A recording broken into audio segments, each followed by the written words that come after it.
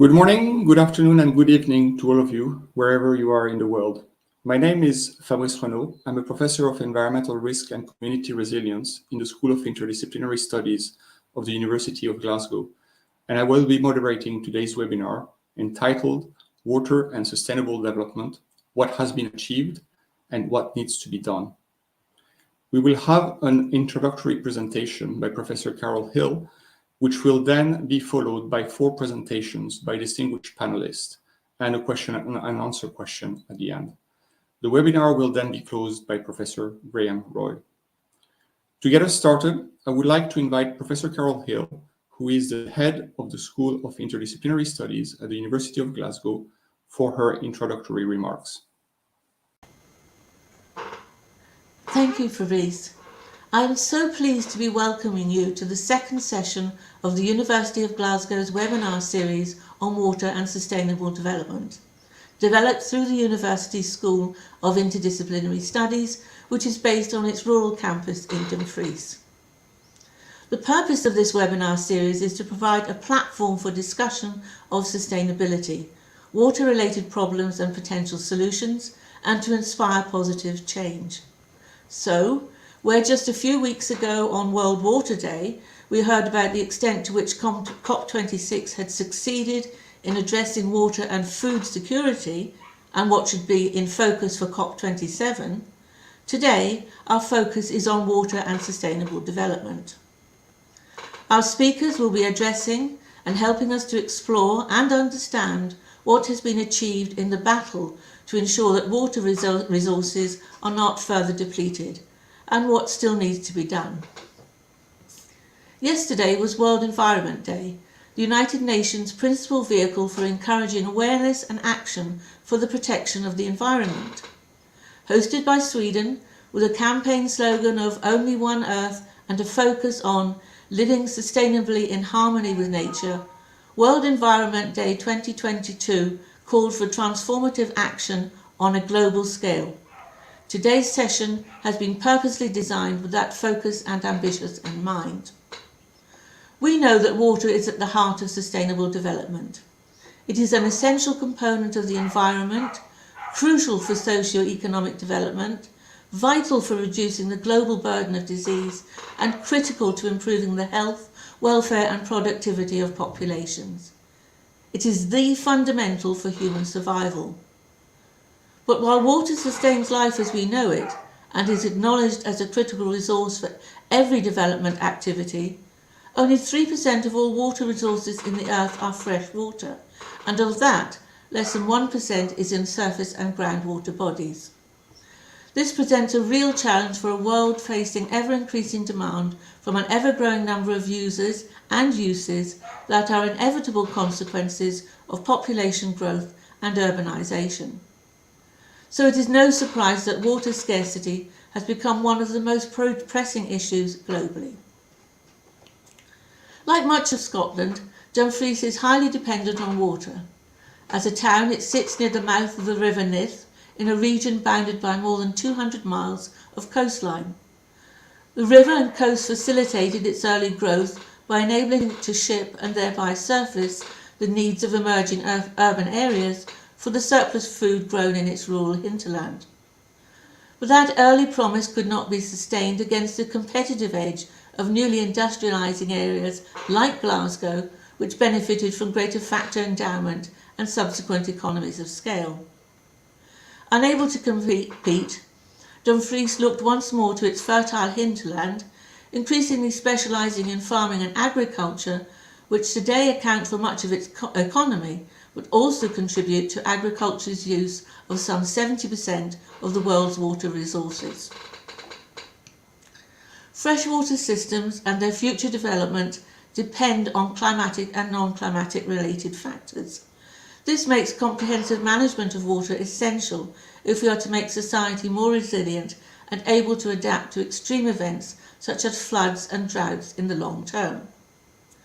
Poor management of water resources and poor decision-making will only exacerbate the already serious social and economic impacts of climate change in the domestic, urban, agricultural and industrial sectors.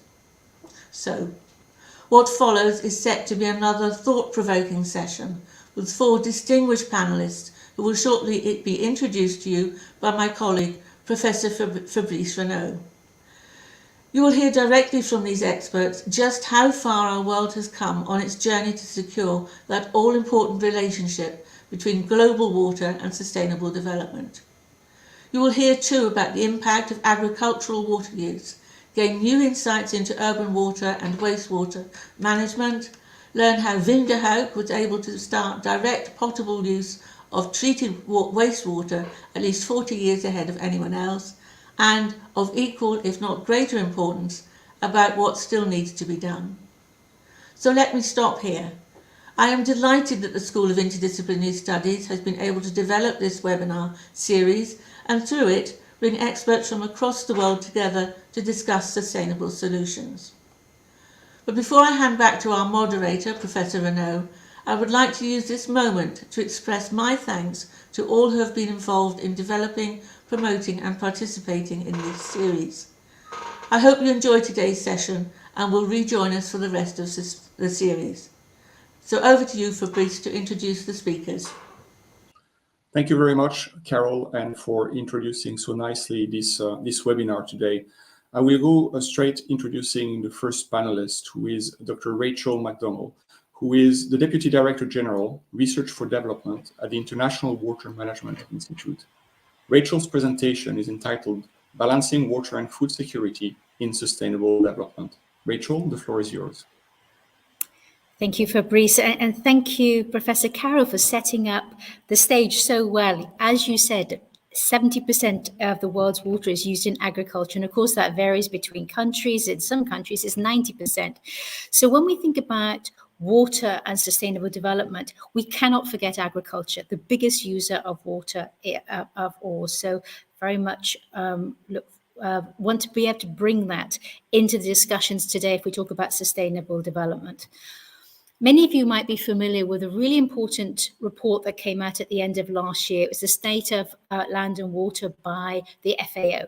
So this is the report that comes out every now and then that gives a real update and brings this convergence of evidence as to what is the state of land and water with regards to agriculture.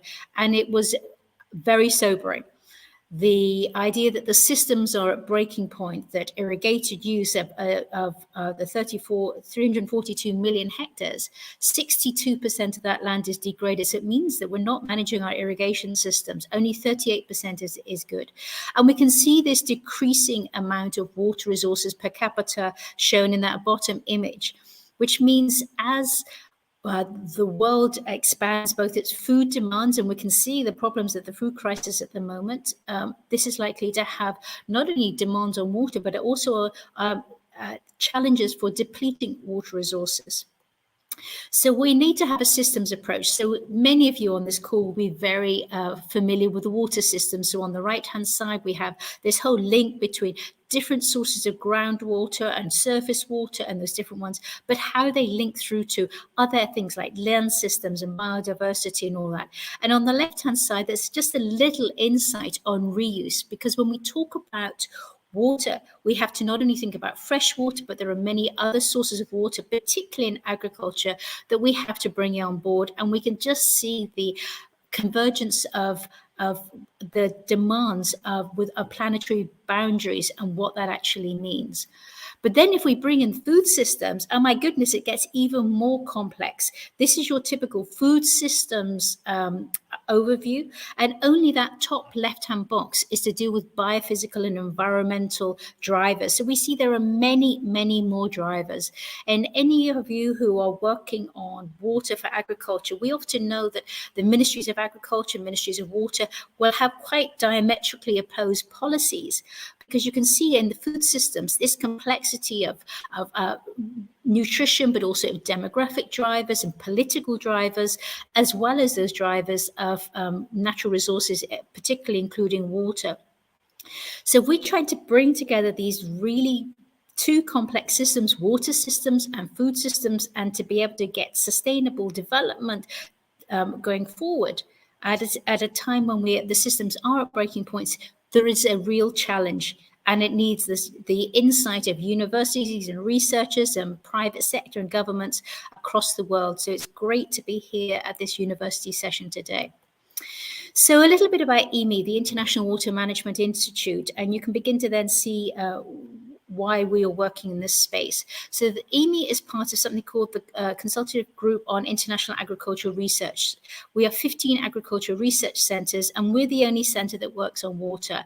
The CGIAR works over 100 countries, and on the slide there, you'll see the countries that IWMI has a regional office in. So you can see we work a lot in Asia and Africa. And as we're doing this work, we can see in each of those different geographic contexts, the challenges of managing water and food systems, water and food security, particularly in a time of changing climate, is complex with very different drivers in place. IWMI has 3 strategic programs. One looks at water, food, and ecosystems because they are incredibly connected. Another is on water, climate change, and resilience because, as many of you, probably all of you on this call knows, the first premium medium that climate change is felt through is through water. But we also know water is an important part of economies. So we have a 3rd strategic program that looks at water growth and inclusion. We have to include any economic drivers, but also any solutions. They has to embrace diversity and inclusion. And you can see how those different strategic programs map onto the SDGs.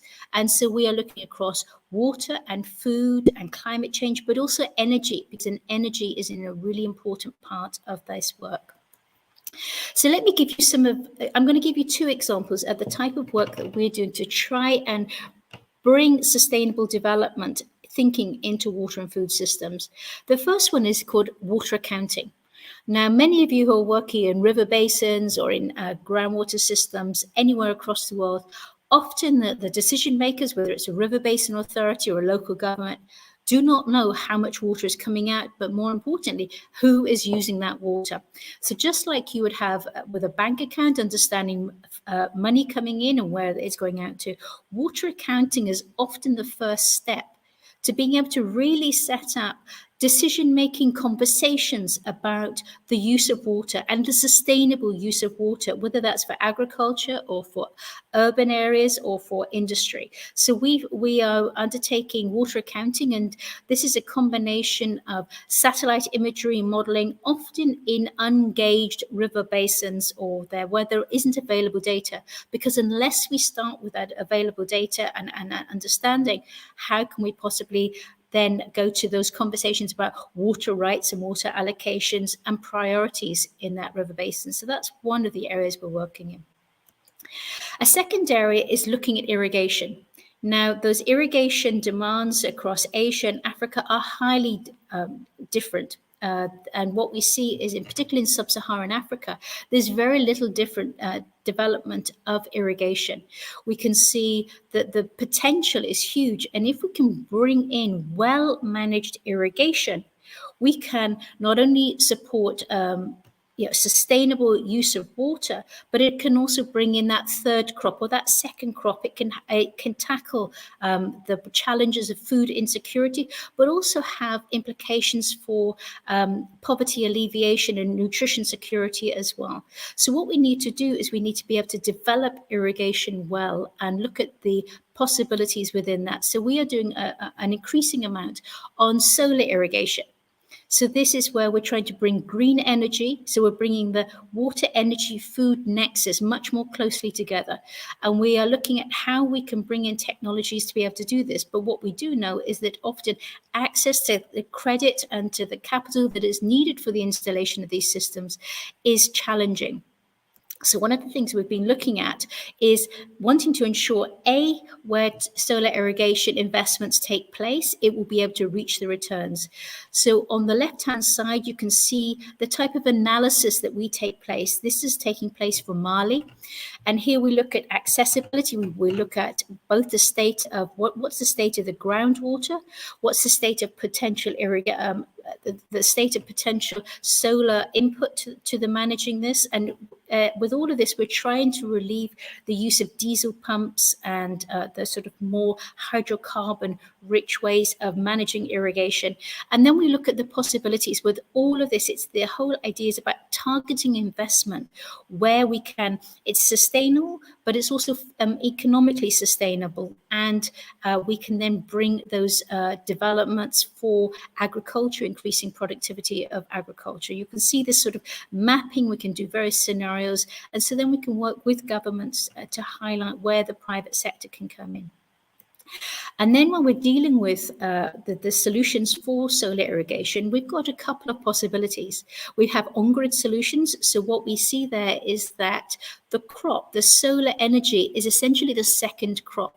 So farmers are able to realize additional funds, additional income through selling either solar into a grid system. So this helps to avoid the overexploitation of groundwater and enhance incomes. What we don't want is if the solar energy is essentially free, that brings increased pumping, unnecessarily pumping. So the idea is that if we can bring other economic benefits from that energy, we can then try to manage the impacts of groundwater.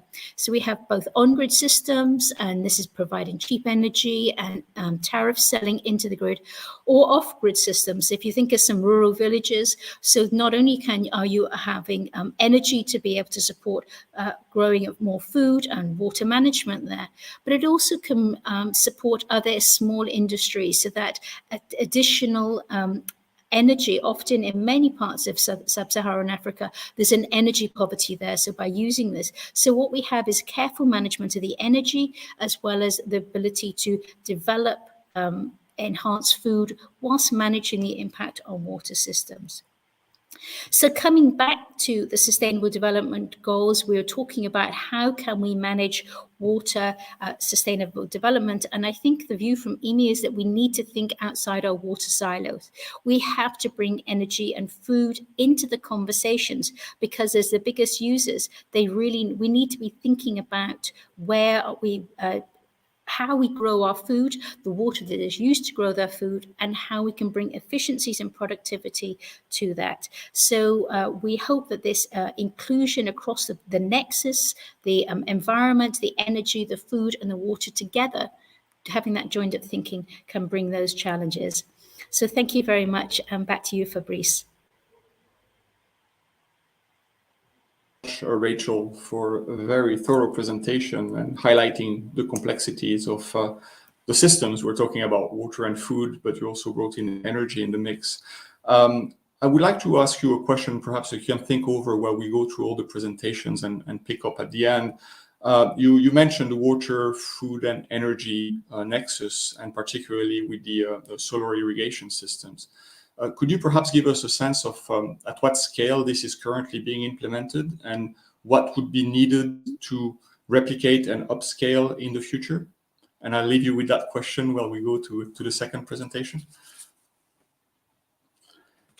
So I would now like to give the floor to Dr. Oyun Sanyasuren, who is Director of External Affairs at the Green Climate Fund. And Oyun is going to give us an introduction to this Green Climate Fund. So the floor is yours, Oyun. No, thank you so much. I'm very happy to be on this series. Happy Environment Day to everyone who is attending this event. So I think I'm not sure whether my slides are now being shared.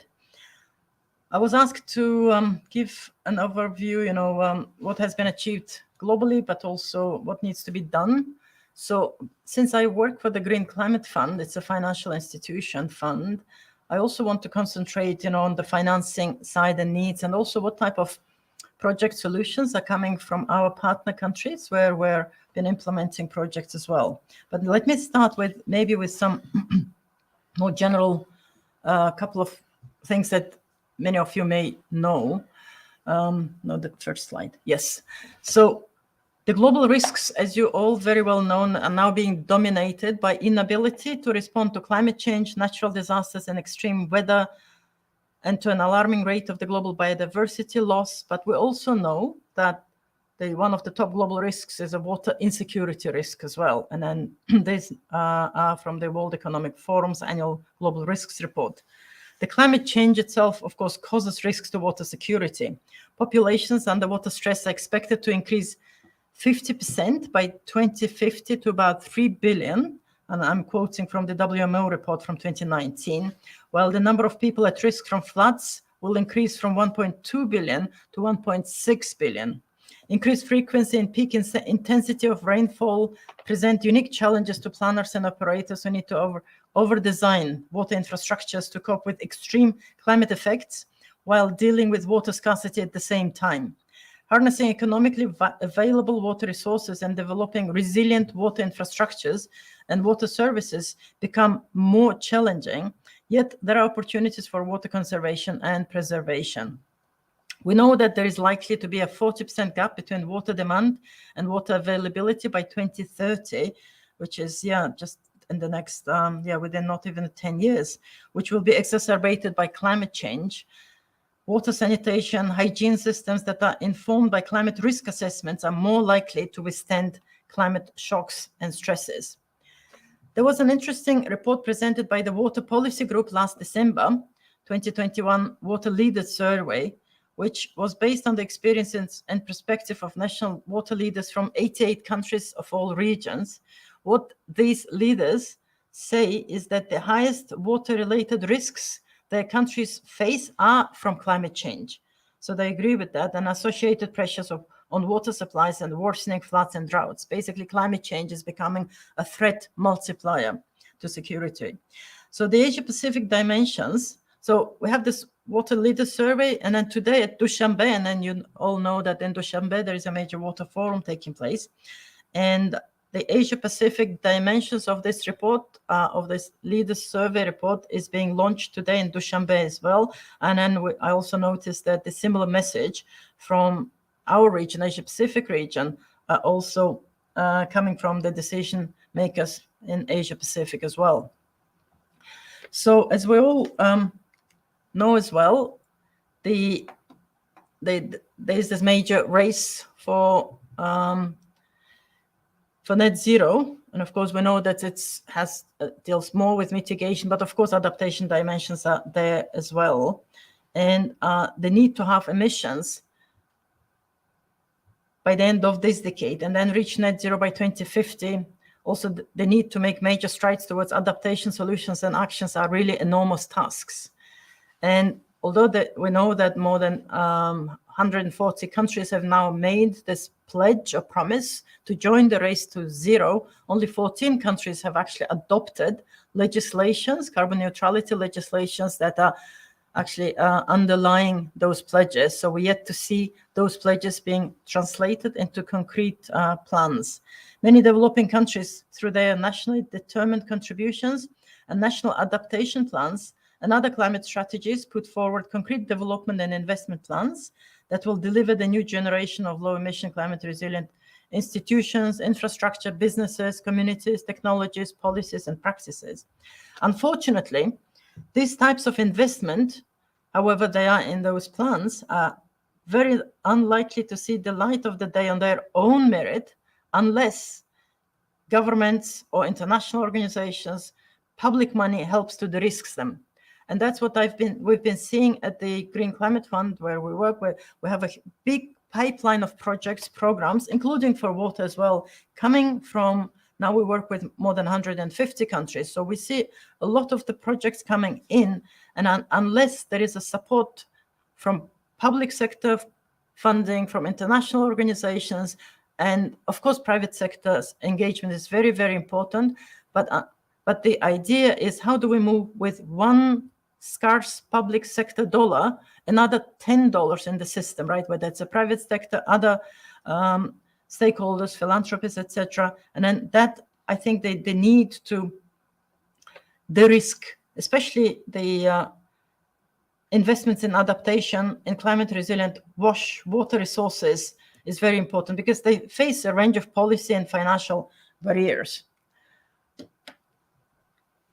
Public resources will require to remove not only the financing risk, but also policy risks, de-risk the capacity build, help with the capacity building, but also de-risk the regulations as well. And it's very important that those investments are bankable. The Green Climate Fund now has, since the first projects have been approved just over 6-7 years ago before the Paris Agreement, we've grown now with a portfolio of mitigation and adaptation projects that stand at $40 billion in the last 6-7 years. It, of course, includes co-financing with our partner organizations, our accredited entities, but also local governments as well. And our GCF's financing is about 10 billion. And then almost more than 140 countries have received so far project and program funding. Of this, GCF has invested in water projects around the world in climate resilient WASH, integrated water resource management support for countries, flood control and protection, integrated drought management, irrigation, hydropower, watershed production and restoration. We also funded many projects on climate information and early warning systems in developing countries, which is also underlying also important condition for many mitigation and adaptation projects as well. We recently also developed what's called water sector guides, because the projects, programs that are coming from countries and country ownership is very important for us. The countries developing based on their home-based policies and then developing together with accredited entity the solutions that will be undertaken and originated in our partner countries. So we developed water sector guides to support with the origination of paradigm shifting project funding proposals. This is more or less a handbook just to see what type of paradigm shifting can be taking place. So we've identified 2 pathways for water security, and one is enhancing water conservation, water efficiency, and water reuse. Basically, demand management and introducing a new water asset class via blue finance. Modeling carried out in the United Kingdom by the Environment Agency in 2008 demonstrated that 7 tons of carbon dioxide is emitted per cubic meter of water used. So if the demand side management options are well managed, then they can reduce greenhouse gas emissions by transporting less water and wastewater and reducing wastewater treated. The second pathway is strengthening integrated water resources management and water management, preserving existing water resources, identifying new sources of water supply, and protecting communities from water-related hazards. Just focusing on the financial side of things, it's very important, again, working with more than 100 countries and then with our partners, just increasing the volume of finance is not enough. We feel that introducing financial innovation in financial tools and instruments is very important. And that's why the range of financial instruments that we use at GCF include not only just grants and concessional loans, more and more we try to include equity, guarantees, so that the innovative financing tools can have a potential to mobilize climate finance without increasing the debt burden of countries. Especially in the investment for private sector investing in water, risk perception is still very great, and especially in developing countries. And therefore, as I mentioned, to de-risk climate projects, including the water projects, is one of the key things to make the blended finance work in developing countries. I mentioned very briefly the new asset class that we're trying to develop, and maybe I'll just move to the next slide. Especially for water recycling, for water reuse and water recycling.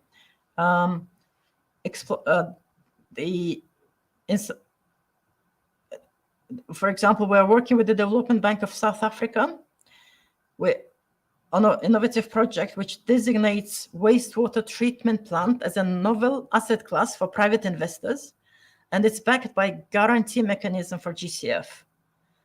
Therefore, we're de-risking the financing of municipal wastewater treatment plant, and that will help then provide reclaimed water for agriculture, further building resilience and fighting drought in South Africa. So this is the type of also thinking that we're trying to introduce now. Maybe I'll just skip, and then I'm happy to share these slides and then our thinking, and then very happy to share also our water sector guidelines, which are being finalized, and there is still a consultation process taking place. It's on our website, but I'll just share with the organizers, and if needed, they can be also shared with the participants as well.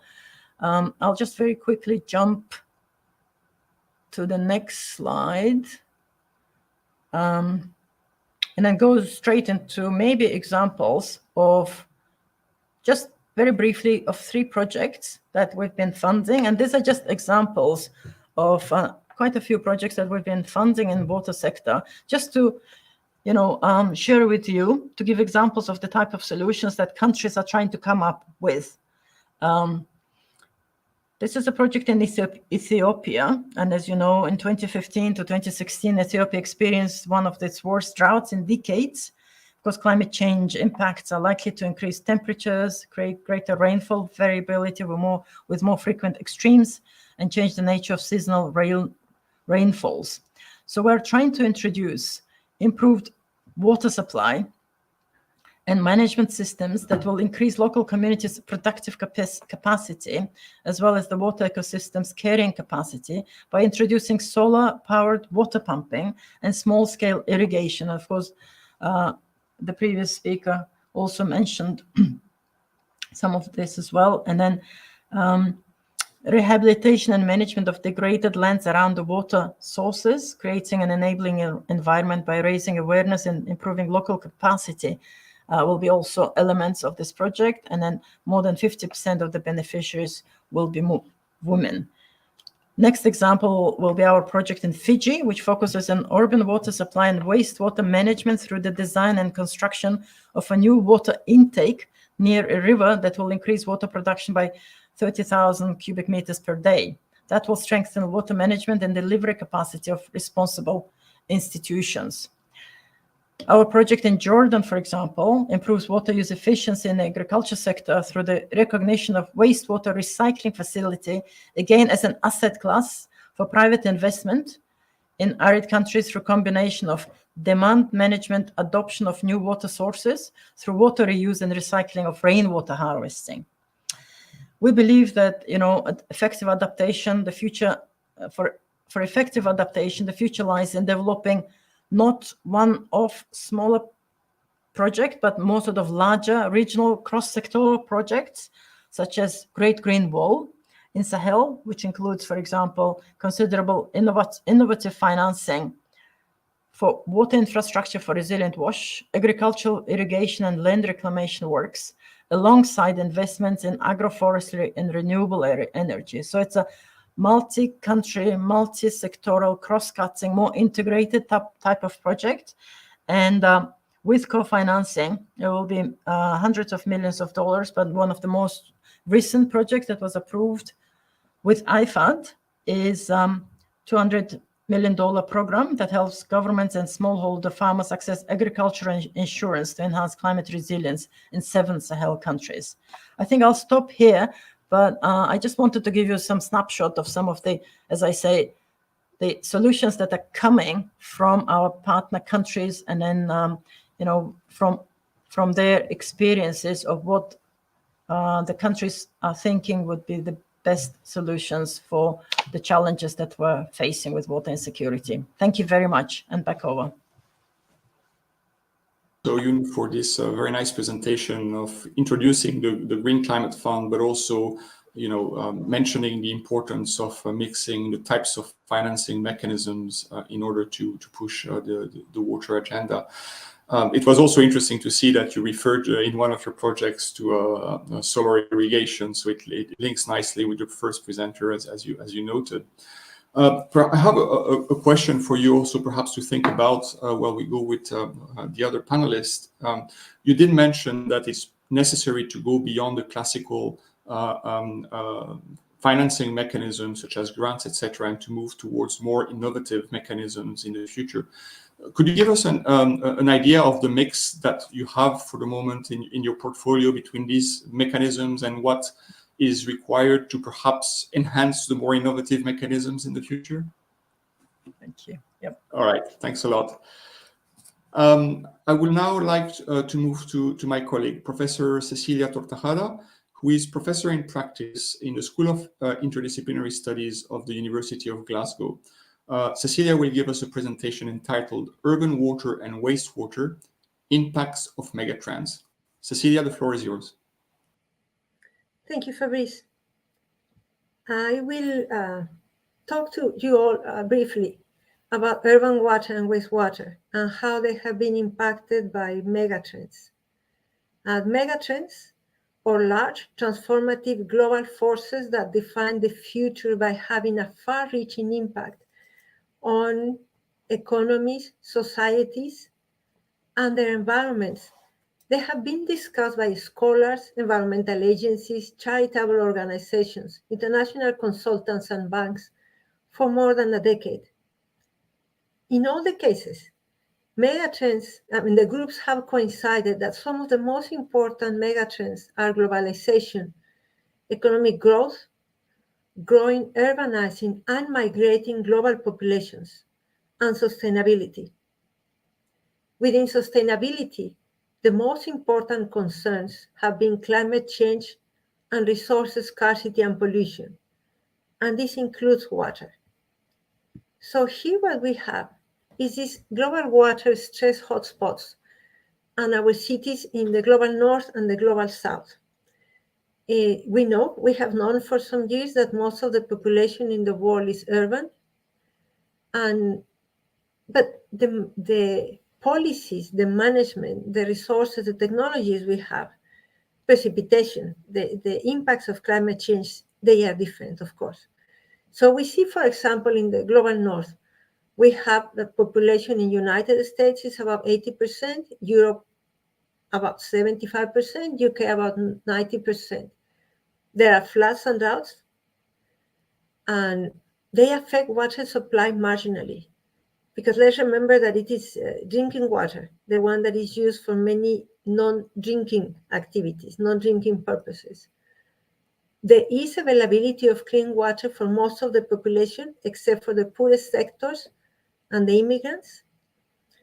There is treatment of wastewater, although we saw in the newspapers the raw wastewater that was being discharged, and that was discharged in England for thousands of occasions.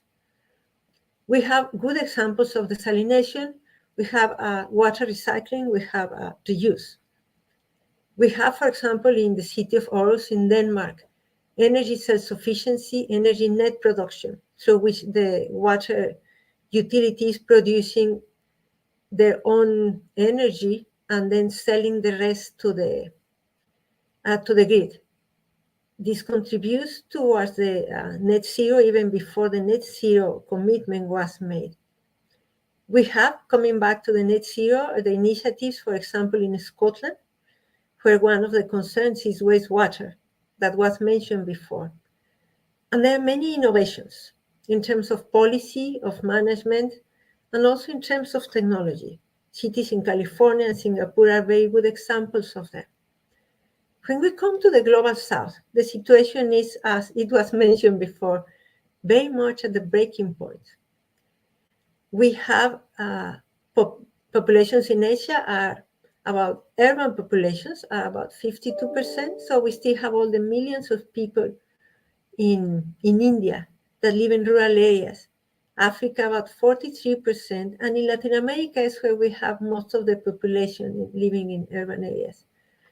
We have megacities. These are the megacities we have in the world are in the global south, places that where already there is all type of resource scarcity and pollution, and where we don't necessarily have this policy management and technological innovations. We have water scarcity and pollution, and floods and droughts that do affect water supply many times seriously. And we have that wastewater, even now in the 21st century, is not treated. And I like very much the presentation by June, where she explains that now wastewater treatment plants are considered differently. They are given all the importance they have, not only because you can treat the resource, you will recover, and you will not pollute the environment that has human and environmental implications, but it also won't increase scarcity because of pollution. There are a few examples of desalination, water recycling, many in the case of India and Mexico, except the water recycling is with raw water, which is not ideal. And we have the excellent example of reuse that Pierre is going to mention in some minutes. So if we talk about our cities, what do we have? We have bigger impacts of climate change because the systems are already weak, and we know they have to be improved at all levels. Even if we didn't have climate change, even if we had regular precipitation as before, the problems we have in terms of water scarcity and pollution would be very serious. We have in the Hindus Kush Himalaya, an area with which I am more familiar. What are the water challenges of our cities? There are many. There are many because we have only 10 rivers, mostly, again, polluted. We know they depend from the third pole. We know that as it melts, the water in the rivers will be less reliable, and water supply to the cities will depend much more on rainfall, not on the water that is being the result of melting in the third pole. We have very large centers of populations. We have about 1.7 billion people. And many of our rivers are transboundary, meaning that more negotiation skills are necessary because the water that is in these rivers, they will go to all these very big centers of population. So if we think on the on the megatrends, and we see the population increase, and we superimpose them, like if they were GIS, we have the climate change, we have the droughts and the floods, the floods, we have the pollution and the scarcity, but we also have the lack of management decisions on these very weak systems that still do not allow us to plan in the longer term. If we superimpose all these layers, we see that our cities, the cities with many billions of people, they have to change. We have to change management. We have to improve policies. Do we have to continue learning from the global north? And perhaps not, because the type of institutions are different and the policies are different.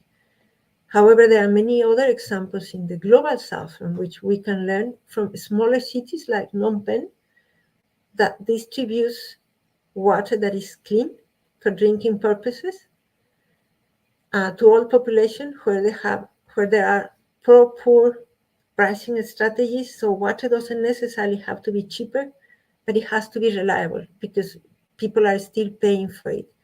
So we have many examples from which we can learn. There are solutions, and it will be among our own cities that we will be able to learn how to live with these megatrends that do not depend on us, because changes, big changes, negative impacts in places as big as in Asia, they represent a problem not only for the people living in these centers of population, but for the rest of the world because of resource scarcity, because of pollution, and because of migration.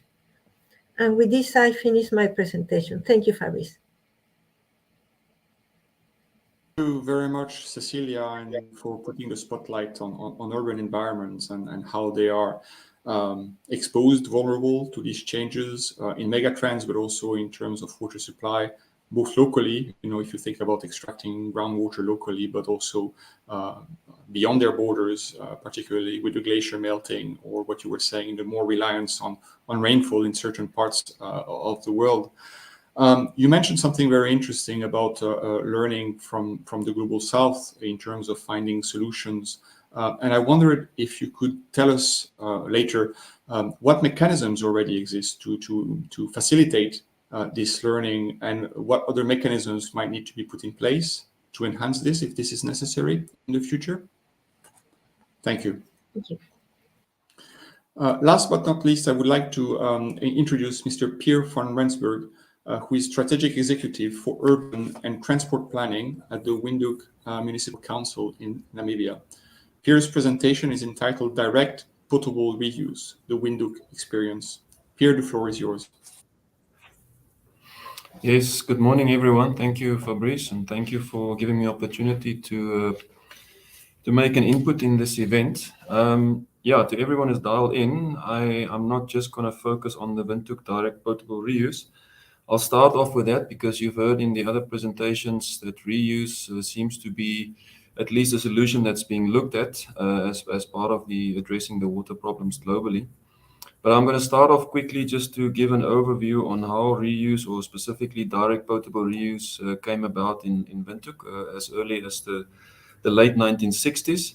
And then I'll just briefly, time allowing, move over to some sustainable development issues, water-related issues that we have in the country at the moment. So I'm going to stick to my notes just to make sure that I'm also time economic in this. So there was a period of accelerated growth and development in Windhoek, more or less directly following the end of the Second World War, which saw the population more than triple in the span of a decade. And this led to an intense water supply shortage by the end of the 1950s. So if you look at the graph there, that would be more or less starting at that point and then exploding from that point onwards. So located centrally in an arid and mostly desert climate, water supply to Windhoek has always been a challenge, and up to that point has primarily relied on the harvesting of groundwater. By 1959, the authorities were abstracting 50% more than the combined safe yield of all water sources, with obviously an associated increasing threat to water security. In fact, during that period, by 1957, water rationing, which is the only such event that's known in the history of the city, had to be implemented in Windhoek due to severe and pressing water supply shortages. So as it often happens, a hastily appointed executive commission was set up, and they reviewed all potential supplementary supply sources. And they came up with what they referred to as prioritized supply schemes involving the construction of dams at two alternative sites. So they would be the blue and the purple. I hope the colors are the same on your screen. The Windhoek City Council, being very concerned about the cost of the proposed dam schemes, and who by then had been dabbling with the idea of direct potable reclamation for around 5 years already, proposed direct potable reclamation as a more cost-effective supply alternative. So in other words, they were convinced that they could reuse the water on site or in the city rather than to start importing water from far away. So this led to, well, they partly managed to convince the administration, and that saw the Windhoek Council then team up with the Council for Scientific Research, the CSIR in South Africa, in the early 1960s for a period of intense research and testing. So by 1965, the design of a full-scale production facility commenced, and around 1967, the actual construction of the facility started. So production at the world's first ever direct potable reuse facility commenced on the 18th of October 1968.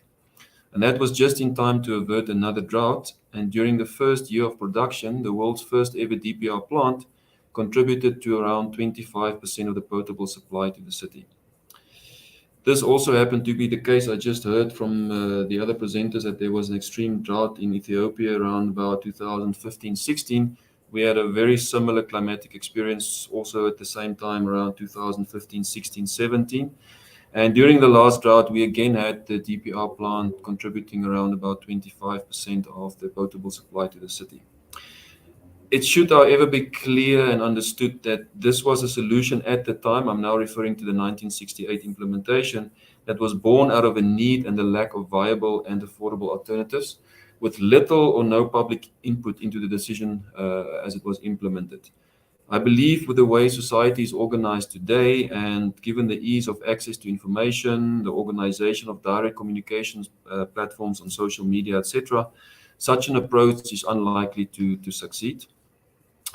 So then, following the implementation and the development of the original DPR scheme, over the next decade or so, there were several upgrades and the plant was continuously being developed. In fact, they had set up a similar plant, or actually a copy of the plant in Pretoria, South Africa, where they were doing all the testing, and all the concepts that were proved to be viable was then implemented in the Windhoek plant, was an actual production facility. But this led to the plant only officially being declassified as a research facility in 1982, some almost 14 years after it originally commenced production. So to this day, DPR continues to play a critical role in the water supply to Windhoek. I've just mentioned the last drought. The original plant is no longer in use for potable purposes, and over the past 20 years, production came from a 6th generation design, which is still not using or utilizing reverse osmosis membranes.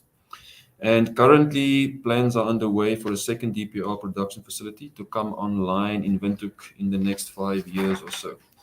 So just some pictures on the left there, you see the original plant, quite, I guess you could call it primitive in today's terms. And on the right-hand side is the actual production facility as it is today. And the membranes that you see there that I've mentioned is not RO, they are actually just UV membranes that are used in the production. So then moving on just very quickly to sustainability issues, specifically water sustainability issues, but Namibia being a developing country, these also heavily impact on development in the country. We have a severe issue with aging infrastructure, both abstraction, treatment, and distribution infrastructure has been severely neglected with little investment over the past 30 years. And this poses a serious threat to water security in many supply regions in the country. Secondly, funding remains an issue, and I'm happy that we have the Green Climate Fund on board today. Efforts over the last 5 years or so to improve water security through much needed investment in critical supply infrastructure has been hampered due to a lack of funding. And of course, there are competing interests at a national level from other sectors such as health and education. And then last but not least is climate change. Namibia as a country has no access to naturally occurring surface water aside from the shared border rivers, which we share in the north with Angola, Zambia, Zimbabwe, and Botswana, and in the south with South Africa. And pre-existing unreliable and at times extremely erratic rainfall patterns has taken a turn for the worse in the past 20 years or so. And what we see now is definitely more severe, longer, and more frequent occurrence of dry periods, and definitely also changed participation patterns. Most notably, and following closely on the major drought, which I've already mentioned around about 2015, just 2 years after 2019, we had the driest year on record since records started in the late 1800s. So I guess for us as a country, the issue really is, if we look at the Sustainable Development Goals, is how we can develop sustainably, but still carry the cost of being environmentally friendly. With all of that. So with that, Fabrice, I'm going to conclude my inputs. Thank you very much. Here and for this very interesting presentation on pioneering deployment of direct potable reuse in Windhoek. I was wondering if perhaps you could let us know a little bit more at the end if similar DPR facilities have been taken up elsewhere in Africa or in the world, have followed the example that Windhoek has set, just to give us an idea of how much this is actually replicable in other regions. And it would be quite interesting to see if there is also follow-up activities, perhaps in other areas of Namibia, although obviously Windhoek is the biggest urban area in Namibia. So if you could perhaps tell us a little bit more about this at the end. And actually now, I would like to have all the panelists back on screen, because we can perhaps go in terms of getting some feedback on the questions that I've raised, perhaps starting with Rachel about considering the scale or upscaling or replicating the system that she was describing in her presentation in the water, energy, food nexus. Thank you, Fabrice, and what a great set of ideas and thoughts that have come together. We've heard from the investments and so many areas about the critical need. So in terms of scaling, well, first of all, if we're going to, yes, we need to get this out in so many different levels, whether it's wastewater reuse or solar irrigation or many of the ideas that have been put forward today. So what do we need to do that? We need a business model. Because in the end, we are dealing with businesses. This is the business model. So some of the work we've been doing at EMI is looking at the business model and looking, of course, at the sustainability, but also the business model, because that's how we get it. So it's not only the economic business model, it's the operational model. Will it still be sustainable after the end of the project or whatever it might be? So we've been doing a lot of work on that to make sure that it is business ready. And then in terms of scaling, what do we need for that? Well, we've got the model, we've got the technology, we've got the proven track record of how it works, but we need investment. So that might come through blended finance. It might be working with the GCF, including these ideas into one of their major projects. And one of the things we're looking at increasingly as looking at, particularly at blended finance, is there is impact investors, sustainable finance investors who want a rate of return, but some of that rate of return is measured across what's called ESG metrics, environment, society, and governance metrics. So what we can do is, as we're looking at developing products for investment, making sure we can include those aspects. So it might be water saved, it might be carbon saved, it might be carbon offset. So those type of metrics of blended finance. There's at Glasgow COP, we heard there's $130 trillion worth of private investment compared to 100 billion of climate finance investment. So we need to tap into that. And of course, we also need drivers from government. It might be policy drivers. Ayun was telling us about NDCs. We know that 88% of countries have water and agriculture in their NDC. So if we can look at linking climate policy with water policy, with food policy, then those are some of the drivers that they're going to look at incentives and environments. Everybody calls it enabling environment. It's having a favorable environment for that to come in. And we're seeing in some of our projects in Zambia and other parts of Southern Africa, the role of the private sector. So this is in terms of renting irrigation pumps, because farmers can't avoid the capital investment, but they can pay on a monthly or an annual basis for that. So we can see many different business models, many different modalities, and different access for capital into that to bring that scaling, Fabrice. So back to you. Thank you very much, Rachel. I'll move now to you, Oyun, with respect to the mix of financial mechanisms, from the more classical ones to the more innovative one that you mentioned. If you could give us a sense of where you are at GCF with this. Yes, no, I think it's very important to come up with a bespoke solutions, and then whatever range of instruments, whatever sort of mosaic that needs to be put, or puzzle needs to be together, so that a project which may not be feasible, and especially where we're thinking of developing countries, right, emerging economies, whatever the puzzle needs to put together, and then one or two pieces of the puzzle comes in, and hopefully that sort of lets the investor or the country to leapfrog to the greener, low carbon adaptation sort of solutions. I think that's very important. And of course, coming up with the right places to intervene, that with relatively small volume of, and then of course the needs are very high as well. But what I'm saying is that if we can move with a few dollars, a bigger major sort of private sector investments, that's of course the best sort of integrated way going forward. And not only private sector, because a lot of also public sector budget in many developing countries, they will also benefit from also some small internet. When I say small, of course, the needs are high, but then if some financing is embedded into some of those investment, and then that helps them to leapfrog to greener rather than just going business as usual. So you ask a question about the financial instruments. So of course, although GCF is much more flexible with financial instruments compared to the traditional MDBs and financial institutions,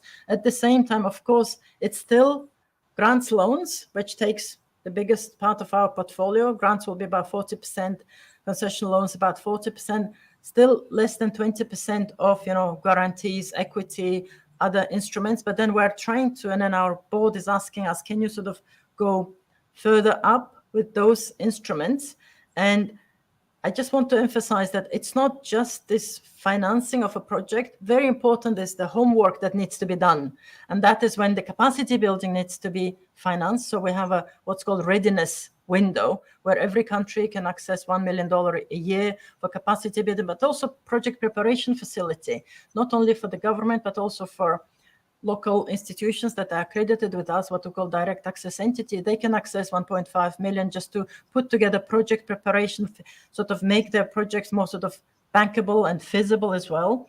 And then what we found out that is very important, that this so-called patient capital, where if you invest, you try to become the first equity, but first loss equity partner, for example. We just say, okay, we'll invest this much and then we'll take the risk, right? And then because we're saying it's a first loss equity partner, then the next investors can come in, whether they're impact investors or private sector. So it's very important to be, as everybody was mentioning, de-risking those investments as well. So although overall in our portfolio, those instruments are relatively small in compared to grants and loans, but we're going up. And then more recently, of course, debt swaps should not be forgotten, right? Green bonds, and then debt for nature, debt for carbon, debt for conservation. Why not debt for water security as well? Thank you.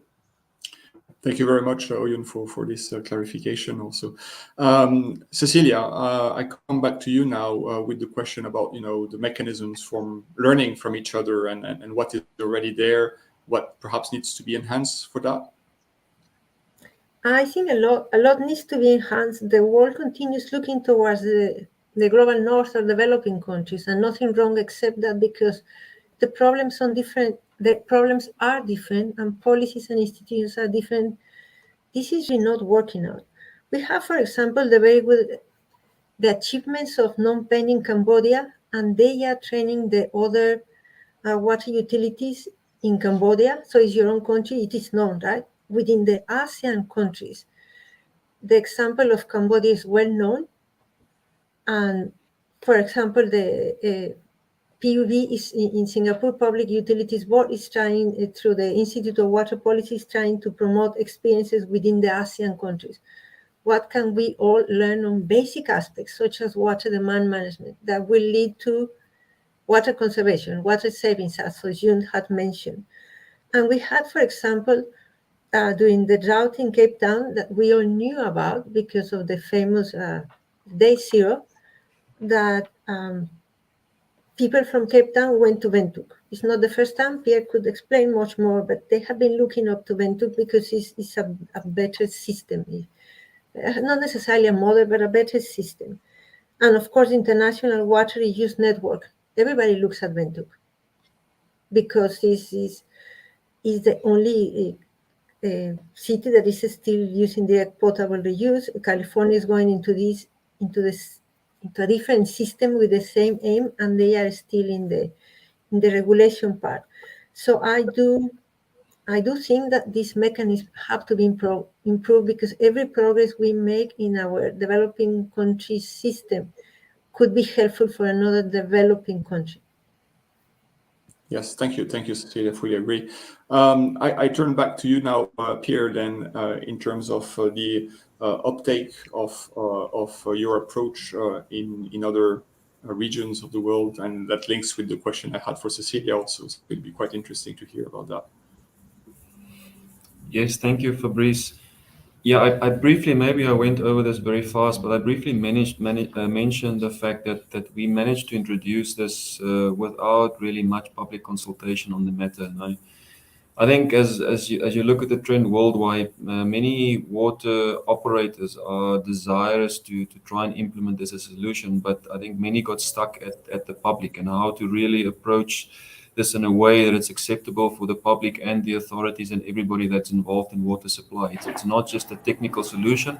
I think the technical part has been dealt with a long time ago. It's really now an issue of getting over these softer matters. But yeah, I quickly just ran through the ones that I know, and unfortunately many of them were established at a time when there was a crisis and soon after decommissioned, and there was not really a continuous supply that you can say, this is a long-term or part of the actual water supply solution. But apart from Windhoek, I'm aware of Big Springs, Texas, a small facility using a blending ratio of 1585. So they were injecting about 15% of treated or reused water into their system. Wichita Falls, which was also an emergency implementation around about 2014-15. They went on a 50-50 basis. By the way, Windhoek uses 2570. I think I've mentioned that, 2575.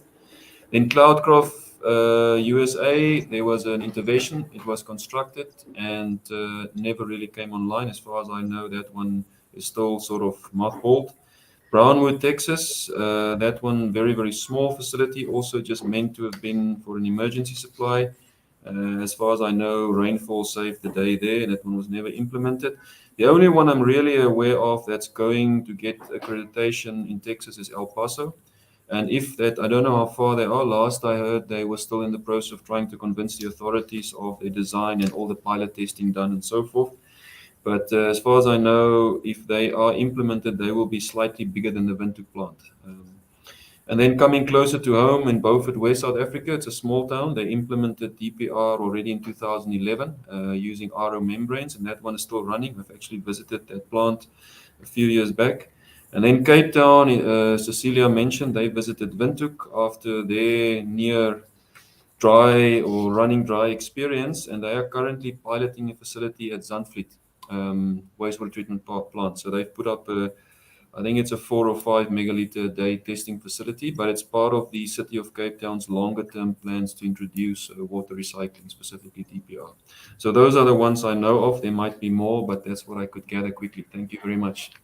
Thank you very much, Pierre, for going through that list in the short time you had. It's quite interesting to see the various stages at which some of these facilities are at. We have a few questions from the audience, and given the time we have, I'll perhaps raise a couple of them. And the first one is actually directed at you, Rachel. So one of the members in the audience appreciates very much the presentation and the interdisciplinary nature of the approach that you have been mentioning. The question is, I was wondering if you were also planning and having an arm associated with infectious diseases, not to control them per se, but to not make them worse with irrigation, providing ideal transmission sites. So I was wondering if you could reflect on that, Rachel. Yes, and thank you, Fabrice. What a great question. Absolutely. So EME itself, we do some work on some diseases, antimicrobial resistance. But in terms of infectious diseases, we partner with key centres across the world, including the London School for Tropical Medicine. So we know that their level of expertise, bringing that into the work we do, we have to be very careful. We always want to manage those unintended consequences, whether it's on the human population in terms of infectious diseases, or on the environment or other. So it's something we take very seriously. And yes, we bring in the experts in that type of environment. So thank you for a great question. All right, good. The second question perhaps is for all of you or whoever in the panel is interested in answering. We're widely wasting treated flushing water every day, wasting 20% of the treated water, which is a huge quantity. Are there any plans to use this water in your activities or that you're familiar with? If the question refers to how to reuse the water that we are flushing, we need a dual system in our infrastructure, in our houses, in our buildings, and that is expensive. And Hong Kong has been trying it for many years, except with desalinated water.